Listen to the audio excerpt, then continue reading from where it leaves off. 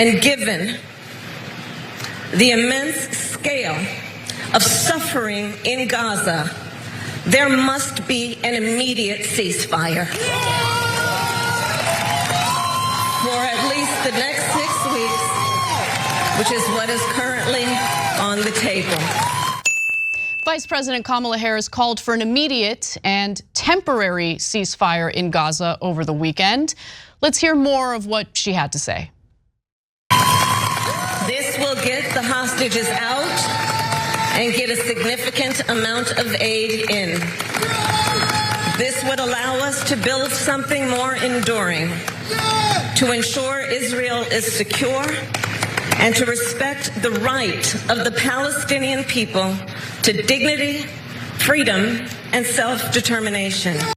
Now, of course, talk is cheap, and it's one thing to call for a ceasefire. It's a completely different thing to use the leverage that the United States have with its military weaponry and say, hey, Israel, if we don't see a ceasefire, we are not going to send any more weapons to you so you can carry out this unbearable, terrible and brutal war in Gaza, which has killed far more civilians than Hamas combatants. Now, Harris was in Alabama and spoke in front of the Edmund Pettus Bridge in Selma, which of course is where troopers had beaten civil rights marchers about 6 decades ago on Bloody Sunday. So the statement at that place and time was, symbolic and also important. It's important for the Biden White House to call for a ceasefire, but it's also important for the Biden White House to actually put some consequences behind their words if a ceasefire is not reached. Now, the current ceasefire offer would be temporary, lasting only 6 weeks.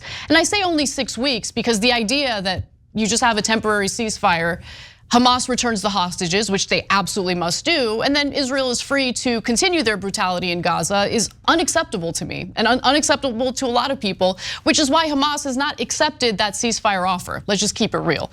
Now, in addition to calling for that temporary ceasefire, Harris also called out Israel's failure in allowing humanitarian aid into the Gaza Strip, saying that people in Gaza are starving, the conditions are inhumane, and our common humanity compels us to act. You should definitely act then instead of just talk about it. But anyway, she also says that the Israeli government must do more to significantly increase the flow of aid, no excuses. And she's right about that. Israel does in fact continue rejecting critical aid into Gaza. CNN did a recent report on how and why. Let's take a quick look at their reporting. About 1,000 trucks worth of essential medical aid and food supplies meant for Gaza, collecting dust, waiting to be cleared by Israeli officials.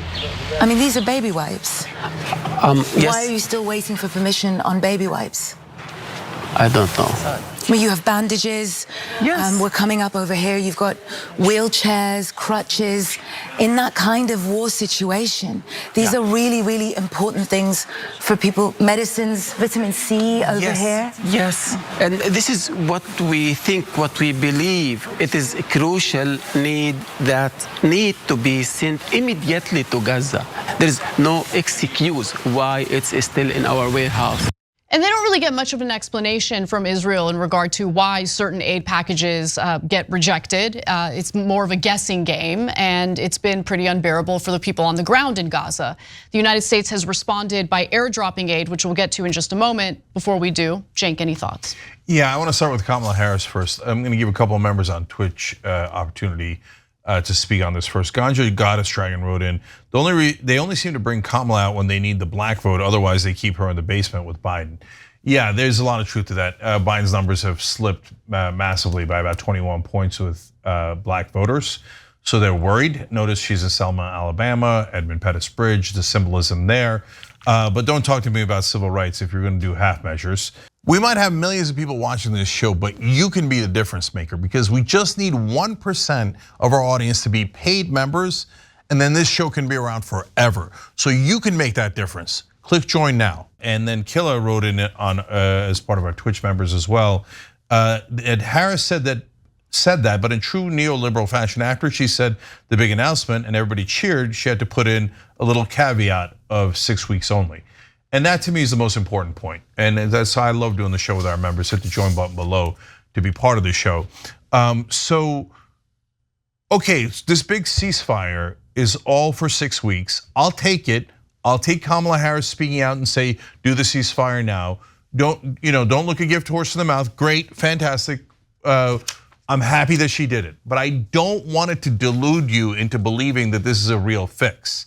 It's a good, important fix in the short term. I hope Hamas releases the hostages and takes this offer, because right now they're saying that they don't want to give the names of the hostages to Israel, which makes no sense at all. Just give the names, let's go, let's do the ceasefire. But I'm surprised that Hamas took it, or is about to take it, it looks like, because Netanyahu's government is saying after the 6 weeks are over and we have all of our hostages back, we're going to go back to killing all of you, including the civilians. So what kind of a peace deal is this? It's not a peace deal. Yeah, it's a ceasefire, that is true. And ceasefires are not permanent peace deals, and maybe they could work on one in those 6 weeks. But right now, we're in a situation where Israel says, no, the war will continue, and we will continue to bomb the Palestinians and potentially starve the Palestinians. And as you look at the starving right now, the US has to drop in aid because our own ally won't let the aid in quickly enough. That's right. Why don't we just tell our ally, hey, get out of the way, otherwise I'm going to take your $4 billion back. Why do you never listen to us? Now I got to do drop in things around you? Wait, are they an ally or are they not an ally? Because an ally listens to you, especially when you're giving them $4 billion and promising another $14 billion. Israel says, no, I want America to go through even more expense, give me money to bomb the Palestinians, and then do the expensive way of doing a tiny amount of humanitarian assistance that you got to drop in from the sky because I won't let you use the roads. Right. If I was the US, I'd park an aircraft carrier off the coast of Gaza and unload every kind of humanitarian assistance. You know the Americans aren't bringing in weapons for Hamas, right? Bring in all the assistance in the world and go, what are you going to do, Israel? Are you going to bomb us? So let's get to the airdrops, because the United States is getting criticized for doing the humanitarian aid airdrops, and I want to explain why. So number one of the issues outside of Israel restricting humanitarian aid into the Gaza Strip is that in the rare times that Israel allows humanitarian aid into Gaza, there's a chaotic scene where starving Palestinians rush the humanitarian aid trucks because they're desperate for food. Now, in previous situations, you would have the law enforcement in Gaza basically guard the convoys as they come in, but the IDF started shooting at them because they are part of Hamas. And so as a result, the aid trucks didn't have the security necessary to go into the Gaza Strip and distribute the food without a swarm of people coming in and trying to get their hands on flour or anything else that could help keep them alive. Now, the other thing to keep in mind is the US has decided to get around Israel by doing airdrops. They started this weekend doing the airdrops of humanitarian aid beginning on Saturday afternoon, and in a joint operation with Jordanian planes, the US dropped tens of thousands of meals into Gaza. That sounds like a lot, but it's not. I'll explain why in a moment. Jordan has already, by the way, airdropped aid into Gaza, as has France, Egypt, and the United Arab Emirates. Saturday's drop marks the first time the US did the same. Now, US officials said that the US and Jordanian C-130 planes taking off from Jordan dropped 66 pallets of food containing a total of 38,000 meals at mid-afternoon local time in the first of a series of airdrops.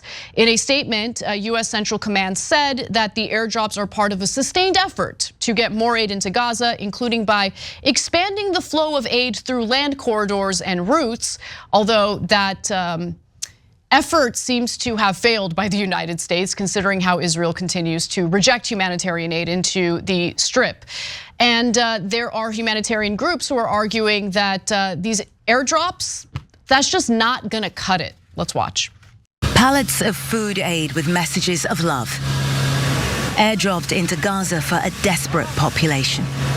This is a Jordanian flight with more countries looking to join the aid effort, among them the US. But this isn't a good news story. On the ground, a glimpse of how much more is needed to keep starving Gazans from falling into famine. Airdrops are inefficient and expensive. You just can't drop enough food for a starving population. To stave off famine, you need thousands of trucks filled with food flooding into Gaza. But that's not happening. So the US is spending more than it needed to in providing humanitarian aid because the airdrops are a more expensive and less effective way to get humanitarian aid to the Palestinians. Emily Hokayem, the director for regional security at the International Institute for Strategic Studies, called the US airdrops virtue signaling and an admission of impotence on the part of the US.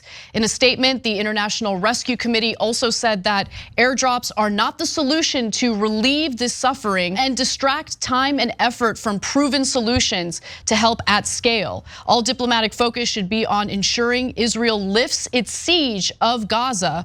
We need a sustained ceasefire. Cenk. Yeah, I'm going to quote one more member here. This is from YouTube members. Mama Bear Dragon said, "I love how MSNBC and Bernie broke with Biden, pointing out the contradiction of supplying weapons and dropping aid." So if you didn't see, Ro Khanna came out and finally said something that Kamala Harris didn't, which is there needs to be consequences for Israel not listening to us if they're going to be our ally, and we're going to send them this much money. So that is a huge step forward. But Bernie outdid him, and that's why I read that member comment. Bernie Sanders came in and said, we should not give one more nickel to Netanyahu's government if they're going to continue these atrocities in Gaza. There you go, Bernie Sanders for the win, as always. Look, you could get frustrated that it took him a while to get here, etc. But he's the first US politician who's got the courage to say, I think Israel's misunderstanding this situation. We are their benefactors. And if they don't listen to what we're saying and they continue to slaughter the Palestinians, not another nickel. That's a United States senator saying that. And so I bring that up because this isn't gonna get the job done, these food drops, these tiny little food drops. Like I said, you could pull up a couple of aircraft carriers, now we're having a conversation, right?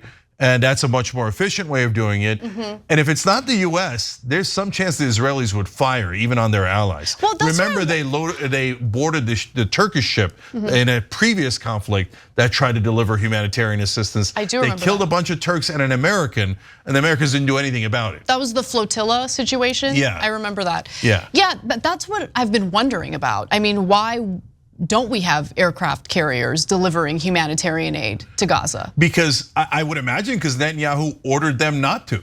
And if you say that's an outrageous thing to say, really? Who looks like they're in charge here? Biden is begging Netanyahu. Netanyahu is saying, no, you can't use the land. You could do your pittance on the air or whatever. I mean, I don't know if I allow it, but maybe you could do a little something that's not gonna help much. Who's in charge here? Who's giving money to who? This is absurd. Yeah. So for all the people in Washington that say you can't talk about things that are obviously true, that's your problem, brothers and sisters. We're in the truth business here. So this is outrageous that Israel is ordering us around when we're the ones sending them endless amount of our taxpayer money that comes out of our checks every day, okay? Guys, I cannot emphasize this enough. There's over 500,000 Palestinians starving to death. Every morning I wake up and I think, how can I help? What else can I do? Because they're starving every day. Have you seen the pictures of the starving babies? Jesus Christ, man. And what is Netanyahu doing to the image of Israel? I don't know that the image of Israel can ever recover from what Netanyahu has done. You have to turn around immediately. The whole world thinks you're monsters. And now America, you look pathetic, begging your ally to let you help starving people who are about to die.